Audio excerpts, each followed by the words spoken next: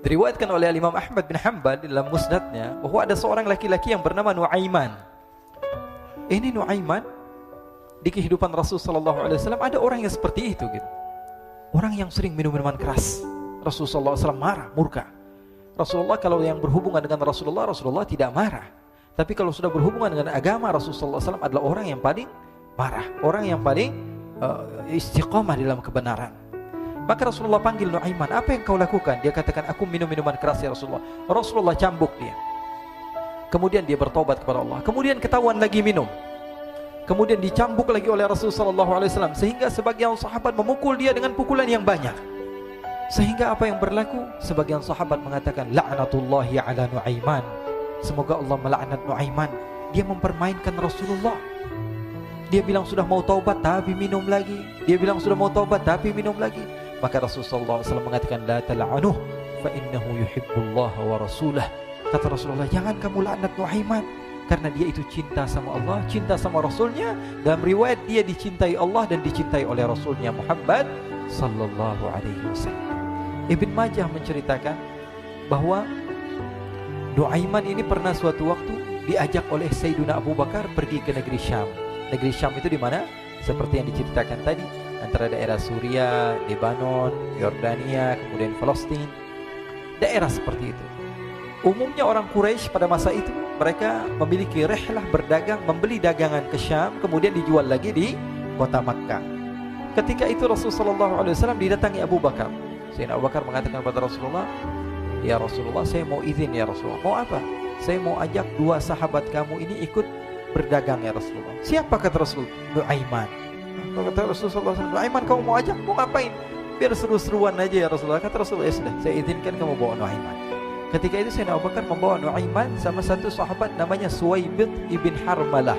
Siapa namanya? Suwaibid ibn Harmalah. Ini sahabat Rasulullah SAW yang memiliki sifat yang berbeda-beda. Kalau Nuaiman ini aneh. Pernah Rasulullah SAW dibawain makanan banyak, dikasih Rasulullah, dikasih sahabat semua.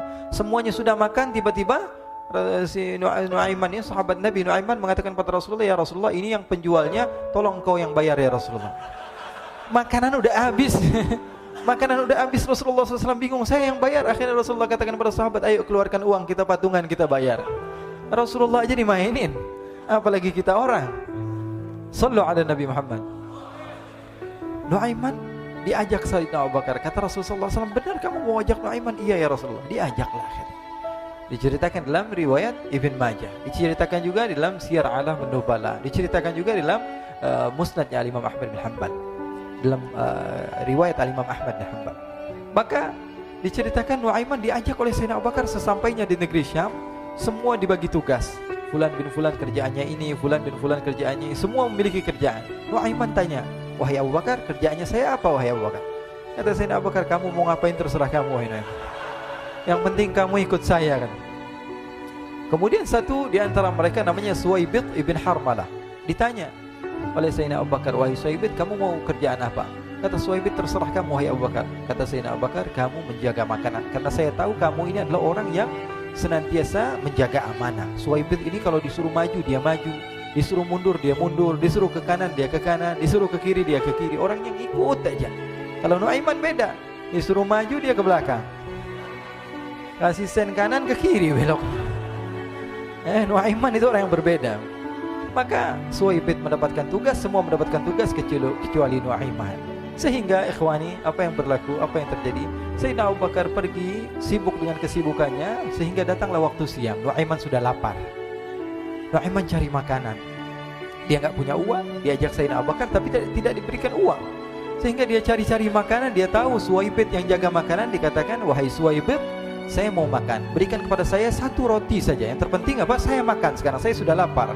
Kata Suwaibid, ya Allah Nuaiman, kita tunggu Abu Bakar saja sehingga dia datang, karena ini amanat. Amanat dari Abu Bakar, saya tidak boleh berikan kepada siapapun kecuali atas izin Abu Bakar. Kata Nuaiman, kasih saya makanan, kalau tidak saya bikin masalah sama kamu. Merah wajahnya Suwaibid, karena dia tahu, jangankan saya, Rasulullah jadi mainin. Bingung, apa yang harus saya lakukan? Akhirnya Nuaiman bilang, gampangannya aja, kata Nuaiman, kamu kasih saya makanan, atau kalau tidak saya bikin masalah sama kamu. Bingung Suhaib, pikir panjang. Setelah itu dia katakan, ya sudah Nuaiman, saya tetap mau jaga amanah Abu Bakar, karena saya takut ini adalah perintahnya Allah, perintahnya Rasulullah SAW, dan perintah daripada Abu Bakar, sahabatnya Nabi. Kata Nuaiman, kalau memang begitu kamu maunya, ya sudah, berarti kamu ngajakin berantem sama saya. Nuaiman pergi ke pasar. Dia cari-cari tempat penjualan hamba sahaya. Dia lihat-lihat beberapa hamba sahaya. Ini berapa harganya? Ini katanya 10 qalanis. Ini berapa? Ini harganya, hitungan orang zaman dahulu, kita sih hitung seperti dirham, berapa ratus dirham gitu, 200 dirham. Yang ini berapa? 300 dirham. Yang ini berapa harga hamba sahaya? 300 dirham. Harganya antara 300, 200 sampai 100. Kemudian Nuaiman mengatakan kepada penjual hamba sahaya tersebut, saya punya juga hamba sahaya, tapi saya jual cuma 20 dirham saja, murah.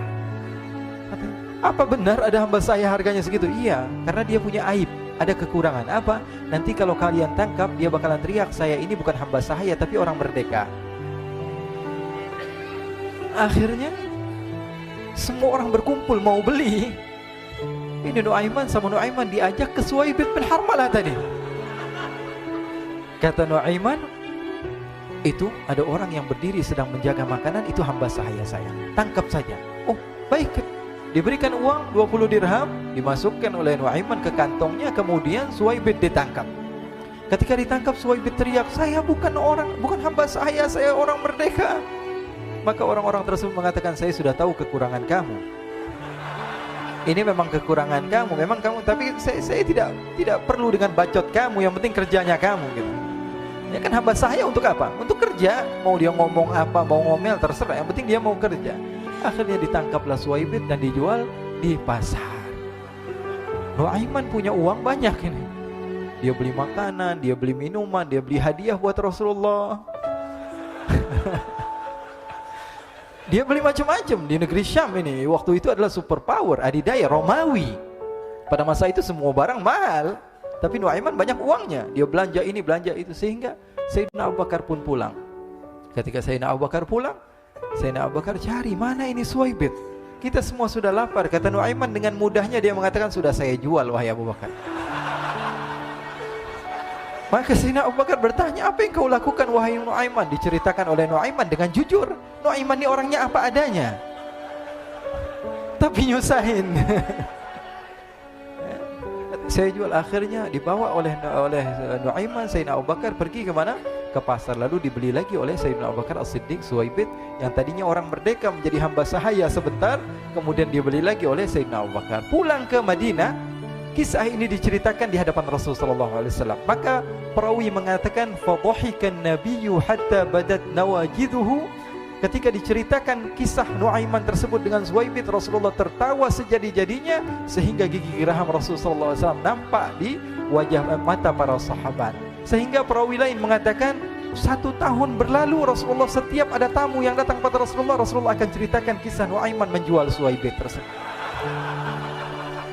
Jadi ada ikhwani, jangan kalian kira Rasulullah SAW itu hidup di satu masa sahabat-sahabatnya itu seperti ustadz-ustadz yang khusyuk, yang kayak Habib bin Anis ini banyak. Bahkan ikhwani, mungkin di akhir karena masanya sudah habis, pernah suatu waktu Rasulullah SAW didatangi asyraf, delegasi dari beberapa negara yang ingin mengenal apa itu agama Islam. Sehingga mereka datang ke rumah Rasulullah SAW membawa unta, kendaraan yang ketika itu kendaraan yang paling mahal mereka miliki. Itu untanya yang paling mewah. Diikat di depan rumah Rasulullah SAW. Tamunya pun masuk, duduk bersama Rasulullah SAW. Di depan rumah Rasulullah SAW ada beberapa sahabat. Ada Sayyiduna Hamzah. Kalian tahu Sayyidina Hamzah adalah orang yang pemberani. Ada Sayyiduna Umar. Kalian tahu Sayyidina Umar adalah orang yang pemberani. Ada Sayyiduna Ali bin Abi Thalib.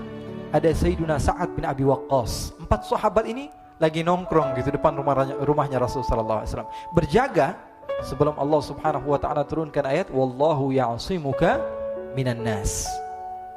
Ketika mereka sedang asyik duduk, tiba-tiba Nuaiman datang. Ini Nuaiman kalau datang pasti bikin sesuatu yang aneh. Bahkan dikatakan tidaklah Rasulullah SAW dalam keadaan bersedih, kecuali Nuaiman datang Rasulullah akan tersenyum. Jadi sebagian sahabat itu senang kalau sudah Nuaiman datang, pasti Rasulullah bahagia.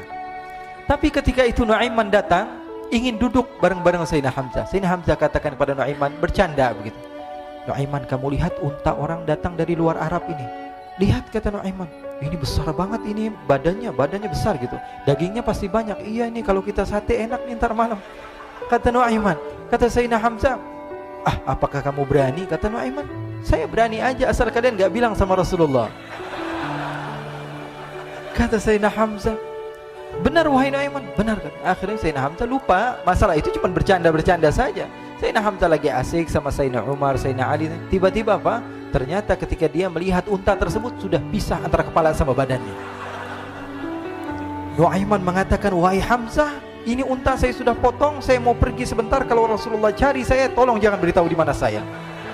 Nanti kalau keadaan sudah aman, mari kita nyate bareng-barengan. Ini ada yang seperti itu di zaman Rasulullah SAW. Maka dia pun berlari dan berlari mencari satu tempat supaya Rasulullah SAW dia selamat daripada Rasulullah SAW. Sehingga Sayyidina Hamzah bingung, ini kalau Rasulullah keluar gimana? Ada Hamzah Asadullah, ada Ali bin Abi Thalib, ada Umar, gak bisa jaga kendaraannya, tamunya Rasulullah SAW. Akhirnya benar apa yang terjadi, ikhwani. Rasulullah SAW tamunya mau pulang. Ketika dia buka pintu tamu melihat apa? Untanya sudah begitu. Mereka teriak, wa naqatah, unta kami wahai Muhammad. Baru mau kenal Islam, unta kami, kendaraan kami sudah dibuang. Rasulullah SAW lihat Sayyidina Hamzah, lihat Sayyidina Ali.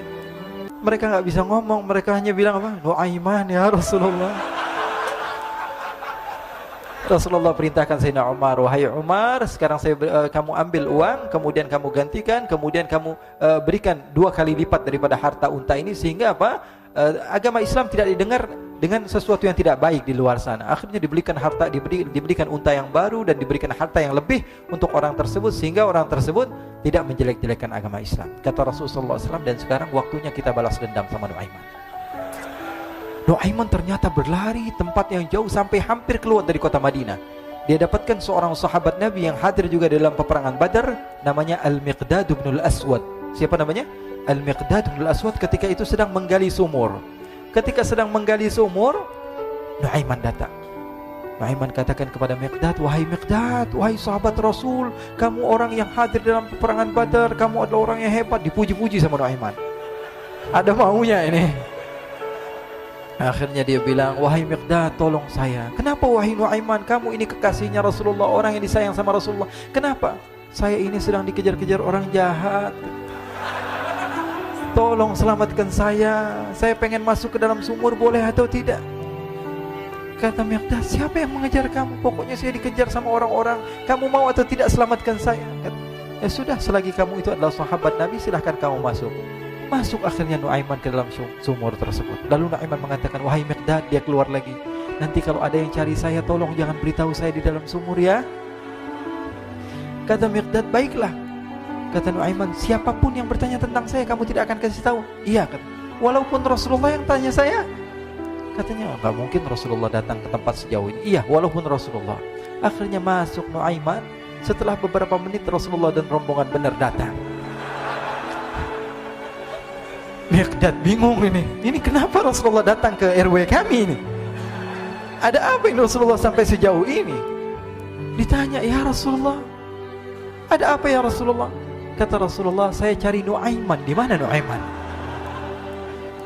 Innalillah, kata Miqdad. Enggak dijawab ini Rasulullah. Kalau dijawab saya ingkar janji. Akhirnya apa dia katakan? Wahai Rasulullah, mata saya tidak memandang kepada Nuaiman, tapi tangannya nunjuk ke dalam sumur. Sahabat. Apa dia bilang? Mata saya tidak melihat kepada Nuaiman, tapi tangannya nunjuk ke sumur. Akhirnya dibuka sama Rasulullah, Nuaiman muncul. Kata Rasulullah, Nuaiman, kamu bikin malu saya, wahai Nuaiman. Ya Rasulullah, yang bersalah bukan saya, tapi orang yang mencari saya bersama kamu, ya Rasulullah. Akhirnya Rasulullah nengok, siapa? Ternyata Nuaiman sudah lari kabur. Sallu ala Nabi Muhammad. Kisah-kisah seperti ini sebenarnya banyak sekali, ya. Ini menunjukkan kepada kita bahwa kehidupan Rasulullah itu begitu indah. Rasulullah SAW, kalau kamu mau menjadi orang yang baik, contoh Rasulullah. Mau menjadi bapak yang baik, contoh Rasulullah. Mau menjadi pemimpin peperangan yang baik, Rasulullah. Mau menjadi murid yang terbaik, contoh Rasulullah. Bagaimana akhlak Rasulullah. Mau menjadi suami yang baik, contoh Rasulullah. Dalam segala hal, apapun itu, Rasulullah SAW adalah makhluk yang paling terbaik.